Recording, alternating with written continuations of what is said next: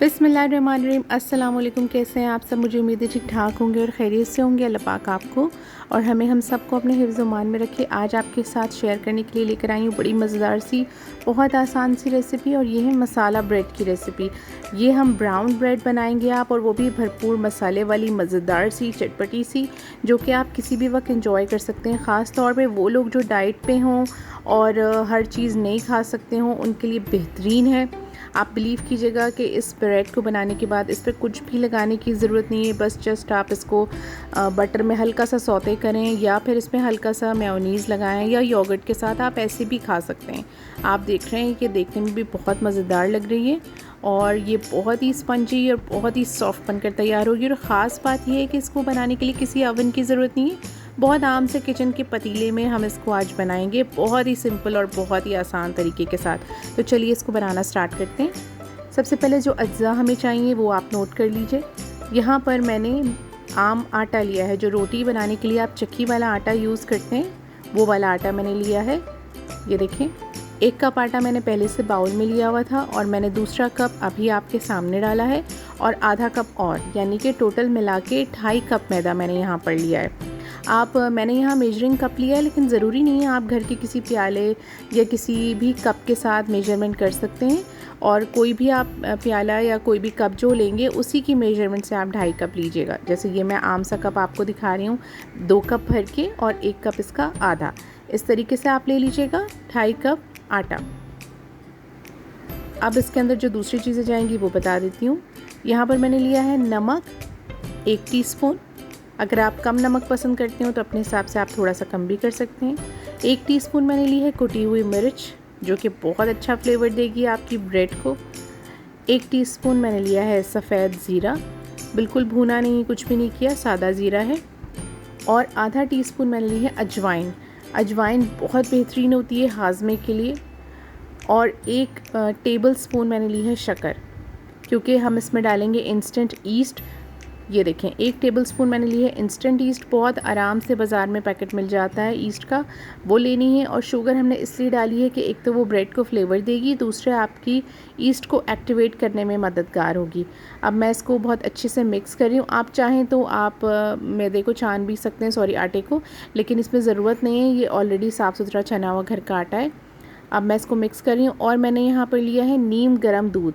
अगर आप दूध ना लेना चाहें, आपको कुछ मतलब उसका इशू हो डाइट का, तो फिर आप पानी भी ले सकते हैं, लेकिन वो नीम गर्म होना चाहिए, ना बहुत तेज़ गर्म होना चाहिए और ना ही ठंडा। थोड़ा सा नीम गर्म करके आप 1 गिलास पानी लेंगे, और उससे आप इस आटे को गूंदना शुरू करेंगे।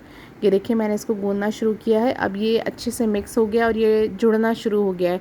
तो अब इस स्टेज पे मैं स्पैचुला हटा दूंगी और हाथों की मदद से इसे गूंदना शुरू करूँगी।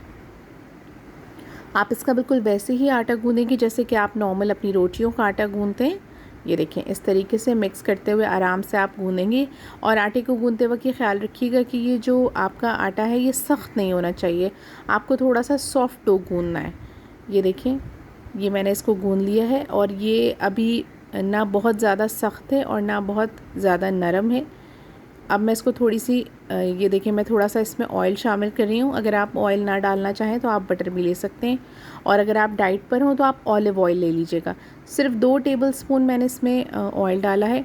और अब मैं इसी तरह इसको गूंदते हुए इस सारे ऑयल को एब्ज़ॉर्ब करूँगी इस आटे में, जिससे कि ये आटा बिल्कुल सॉफ्ट हो जाएगा।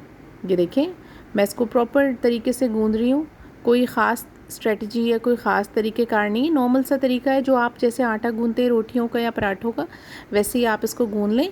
बस आपने थोड़ी सी इतनी मेहनत करनी है कि ये जो पूरा ऑयल है ना, ये आपका आटे में एब्ज़ॉर्ब हो जाए, जज़्ब हो जाए बहुत अच्छे तरीके से, और उससे जो आपका जो आटा है वो बहुत ही सॉफ्ट हो जाएगा। और जितना सॉफ्ट आप आटा गूंदेंगे, जितना नरम आपका आटा होगा, उतनी ही आपकी सॉफ्ट और मुलायम जो है वो ब्रेड बनेगी। ये देखें, बस मैं इसको इसी तरह से मिक्स कर रही हूँ, क्योंकि ये चक्की का आटा है, ये तो थोड़ा सा आपको पता है इसी तरह गूंदता है। अब मैं इसको स्लेब पे मैंने डाल लिया है, और मुझे थोड़ी सी हाथों से इसको मेहनत करनी है। और ये देखिए, मैं मेहनत कर रही हूँ, हथेलियों की मदद से इसको फैला रही हूँ और फ़ोल्ड कर रही हूँ, फैला रही हूँ और फ़ोल्ड कर रही हूँ। इस तरीके से तकरीबन आप 6 से 7 मिनट तक इस ब्रेड पर मेहनत करेंगे। ये देखें, इसी तरह आपको करना है, पहले फैलाना है, फिर उसको फ़ोल्ड करना है, फैलाना है और फिर फ़ोल्ड करना है। और आप हथेली की मदद से ये एफ़र्ट करेंगे। जितना अच्छा स्मूथ, जितना नरम आपका आटा होगा, जितनी अच्छी आपकी डो तैयार होगी, उतनी ही अच्छी आपकी ब्रेड तैयार होगी, उतनी ही फूलेगी और मज़ेदार बनेगी। ये देखिए, अब तकरीबन 6 से 7 मिनट हो गए हैं मुझे इस पर मेहनत करते हुए। आपको दिखा इसलिए रही हूँ कि आप भी इसी तरह कीजिएगा कि किसी भी खुली जगह पर सरफेस पे आप इसको कर लीजिएगा और बस इस तरह फैलाते जाइएगा और फ़ोल्ड करते जाइएगा। और ये देखिए, मैं थोड़ा सा इस पर स्लैब के ऊपर इसको थोड़ा सा पुश भी कर रही हूँ, जिससे ये और स्मूथ हो रहा है। बस इसी तरह आपको भी थोड़ी सी मेहनत करनी है। और अगर मेरे चैनल पर पहली बार आए हैं तो आपसे बहुत हम्बल रिक्वेस्ट है कि मेरे चैनल को सब्सक्राइब करना बिल्कुल भी मत भूलिएगा, मेरी इसी तरह की नई नई और छोटी छोटी सी आसान रेसिपीज़ के लिए। और ये देखें जी, हमारा आटा जो है बिल्कुल गुन चुका है। अब मैं इसको एक बाउल में रख लूँगी और हम इसको राइज़ होने के लिए रख देंगे, क्योंकि मैंने ख़मीर डाला है आपके सामने इसमें, तो इसको हम राइज़ होने के लिए तकरीबन 1.5 घंटे के लिए तो रखेंगे ही। और अगर आप सर्दियों में ये ब्रेड बना रहे हो तो फिर आप तकरीबन 2 से 2.5 घंटे किसी गर्म स्पेस पे इसको रख दीजिएगा। और मैं इसको कवर कर दूँगी किसी भी प्लेट या आप एलुमिनियम फॉयल या क्लिंग रैप से आप इसको कवर कर दीजिएगा, जो भी आपके पास अवेलेबल हो। और कुछ नहीं हो तो आप जो एयर टाइट कंटेनर्स आते हैं जिसमें आप आइसक्रीम वगैरह जमाते हैं, उसमें बंद करके रख दीजिएगा, ये बहुत अच्छा सा राइज़ हो जाएगा। अब इसको हम देखेंगे तकरीबन 1.5 घंटे के बाद।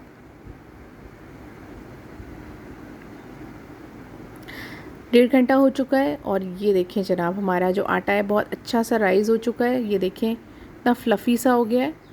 और अब मैंने मैट बिछा लिया है ताकि मैं आपको इसकी रोलिंग बताऊं। ये देखें, बस इसको थोड़ा सा हमें एक तरह से फ्लैट करना है, मिक्स करके थोड़ा सा इस तरीके से। उसके बाद जो मेरी बेलने वाली इसकी जगह है, मैट मैंने बिछाया हुआ है, उसके ऊपर मैंने थोड़ा सा आधा डस्ट कर लिया है ताकि चिपके नहीं। और अब मैं इसको बेल रही हूँ। ये देखिए, इस तरीके से मैं इसको लंबाई में बेल रही हूँ। उसकी वजह क्या है मैं आपको दिखाती हूँ। मैंने जो सांचा लिया है ब्रेड का वो इस तरीके से लिया है, तो जितना मेरे सांचे का साइज़ है उतना ही मैं इसको रोल करूँगी। अच्छा, ये जो मैंने मोल्ड लिया है इसको पहले से मैंने ग्रीस कर लिया है और उसमें बटर पेपर लगा लिया है। ये तो मैं कई वीडियोस में आपको पहले भी बता चुकी हूँ। बस आप बटर पेपर काट के लगा लें और किसी भी ऑयल को हाथों या ब्रश की मदद से आप इसके ऊपर अच्छी तरह लगा लें ताकि आपकी ब्रेड जो है वो साइड से चिपके नहीं। अब मैंने इस ब्रेड को इसके अंदर फिक्स कर दिया है, हाथों की मदद से हल्के हल्के थोड़ा सा फैला दिया है। और अब मैं इसको कवर करके तकरीबन 15 मिनट के लिए और रखूँगी ताकि ये सेट हो जाए। कि देखें 15 मिनट हो गए और मेरी जो ब्रेड की डो है वो इस समय अच्छे से राइज़ हो चुकी है। आपने देखा कि पहले ये बहुत नीचे थी और अब ये ऊपर आ गई है फूल कर। ये देखें, और इसका ख़मीर बहुत अच्छे से वर्क कर रहा है। अब मैं आपको यहाँ पर कुछ चीज़ें बताती हूँ जो कि आपकी ब्रेड को ना सिर्फ खूबसूरत बनाएंगे बल्कि इसके जायक़े में भी कई गुना ज़्यादा इजाफ़ा करेंगे। यहाँ मैंने लिया है 1 अंडे की जर्दी और इसमें मैं 1 चम्मच दूध डाल रही हूँ और इसको बहुत अच्छे से मिक्स कर लेंगे। ये अंडे की जर्दी लगाने से आपकी ब्रेड का कलर भी बहुत अच्छा आएगा और इसके ऊपर बहुत अच्छी सी शाइन आएगी। और आप किसी भी ब्रश की मदद से इसको बहुत अच्छे से अप्लाई कर लीजिएगा। मैंने यहाँ पर पेस्ट्री ब्रश लिया है जो कि बहुत सॉफ्ट होता है और इससे बहुत आराम से अप्लाई हो जाती है। अब मैं यहाँ पर सफ़ेद वाले तिल ले रही हूँ और वो मैंने इसके ऊपर स्प्रिंकल कर दिए। आप सफ़ेद वाले तिल, काले तिल, कलौंजी, कुछ भी इसके ऊपर जो आपको पसंद हो वो आप स्प्रिंकल कर सकते हैं। और अगर आपके पास अवेलेबल नहीं हो तो इसके बग़ैर भी बहुत अच्छी ब्रेड बनती है, आप उसको इसके बग़ैर भी बना सकते हैं। अब तिल डालने के बाद मैं एक दफ़ा फिर से ये अंडे की जर्दी अप्लाई कर रही हूँ ताकि इससे क्या होगा कि जो आपके तिल हैं ना वो गिरेंगे नहीं और इसके साथ अच्छे से चिपक जाएंगे। और ब्रेड जब तैयार होगी और आप इसको काटेंगे तो उस काटने के दौरान भी जो तिल है वो अलग नहीं होंगे। ये बहुत अच्छे से मैंने इसको ब्रश कर लिया है। और अब ये देखिए, मैंने एक भगोना जो पुराना मेरा पतीला है जिसको मैं नॉर्मली बेकिंग के लिए इस्तेमाल करती हूँ, अब ख़राब सा हो गया है, इसको मैं इसी में बेकिंग करती हूँ। उसको मैंने पहले से गर्म कर लिया था, तकरीबन 10 मिनट पहले से मैंने चूल्हे पे रखा था और उस पर एक जाली स्टैंड रख के मैंने ब्रेड रख दी है और उसको ढक्कन को बहुत अच्छे से मैंने एक कपड़े से कवर कर लिया था और वो कवर करके रख दिया था तकरीबन 40 मिनट के लिए। 40 मिनट हो गए हैं और अब मैंने देख लिया है इसको। आप 40 मिनट बाद ही खोलिएगा, उससे पहले मत खोलिएगा। अब मैं इसमें छुरी डाल रही हूँ, आप कोई भी स्टिक डाल लीजिएगा। देखें बिल्कुल साफ़ सुथरी सी बाहर निकली और खुशबू भी बहुत अच्छी आ रही है। अच्छा, इसमें आँच के बारे में या फ्लेम के बारे में मैं आपको बताती चलूँ। एक टिप ये है कि पहले आप 5 मिनट मीडियम फ्लेम पे चूल्हे को रखेंगे, और जब आपका पतीला बहुत अच्छे से गर्म हो जाए और आपको लगे कि स्टीम जनरेट हो गई है, तब आप चूल्हे की आँच को दम वाली कर दीजिएगा, और उसी दम वाली आँच पे तकरीबन आप 40 मिनट तक ब्रेड को कुक करेंगे। यानी कि इस ब्रेड का कुकिंग टाइम जो है वो टोटल 45 या 45 मिनट्स है। और ये देखें मैंने ब्रेड को निकाल लिया है और अभी भी गर्म है, मेरे हाथ थोड़े से जल रहे हैं। और आपको ये दिखाना मुझे इसलिए ज़रूरी था कि मैं आपको दिखा दूं कि हालांकि ये पतीले में बनी है लेकिन पीछे से बिल्कुल भी जली नहीं है, बहुत खूबसूरत सा कलर आया है और बिल्कुल फ्रेश ब्रेड बनकर तैयार हुई है। और आप देख रहे हैं ऊपर से भी कितना अच्छा कलर आया है, और ये कलर इसलिए आया है क्योंकि हमने इसके ऊपर जर्दी और दूध अप्लाई की थी। और ये देख रहे हैं आपके धुआं निकल रहा है और बहुत ज़बरदस्त सा, और यकीन माने इसकी खुशबू इतनी अच्छी आ रही है। ये प्लेन ब्रेड बिल्कुल भी नहीं है, क्योंकि प्लेन ब्रेड नॉर्मली खाने के लिए आपको कोई ना कोई साथ लेनी पड़ती है चीज़, लेकिन ये वाली जो ब्रेड आप जब बनाएंगे तो बस आप कोई भी आपने सूप बनाया हो आप उसके साथ ले लें, या आप चाय के साथ ऐसी रूखी भी खा सकते हैं, बहुत ही शानदार और मज़ेदार लगती है। अगर मेरी रेसिपी अच्छी लग रही हो तो फैमिली और फ्रेंड्स के साथ शेयर करना बिल्कुल भी मत भूलिएगा, और मुझे कमेंट करके ज़रूर बताइएगा ब्रेड कैसी बनी। अपना बहुत बहुत ख्याल रखिएगा। अल्लाह हाफ़िज़।